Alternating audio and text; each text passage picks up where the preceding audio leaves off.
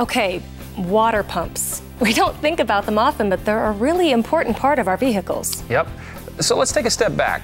You see, the engine is cooled by coolant, antifreeze, mixed with water. This mixture circulates around that engine, absorbing some of the heat. The coolant then flows through the radiator, where air cools it down for the return trip back through the engine. And the water pump is what drives this process. Now, I've heard that cooling system problems are the #1 mechanical failure, so the water pump plays a pretty important role. Absolutely right. You can't get very far without a water pump. So do water pumps just wear out? I mean, what causes them to fail? Well, after all those miles and years of pumping coolant, they just wear out. You might notice a whining or grinding sound coming from the water pump, or maybe you'll see coolant leaking from the pump itself. So where's the water pump located?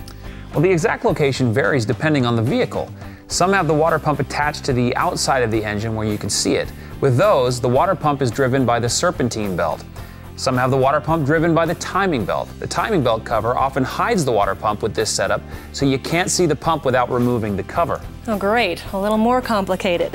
Doesn't sound like a do-it-yourself project. No, it really isn't. When you have your technician replace your water pump on one of these, you really should replace the timing belt at the same time. You see, we've already gotten things taken apart and the belt's likely been contaminated by coolant. The timing belts usually need to be replaced every 60 to 90,000 miles anyway, so it just makes sense to do both jobs at once. And the opposite is probably true too. When you change the timing belt on this type of engine, replace the water pump while you're at it. Exactly right. The water pump will eventually fail, and getting to it is an expensive project. So for a little more, you can take care of both the timing belt and the water pump at the same time. Good stuff. Thanks, Jeremy.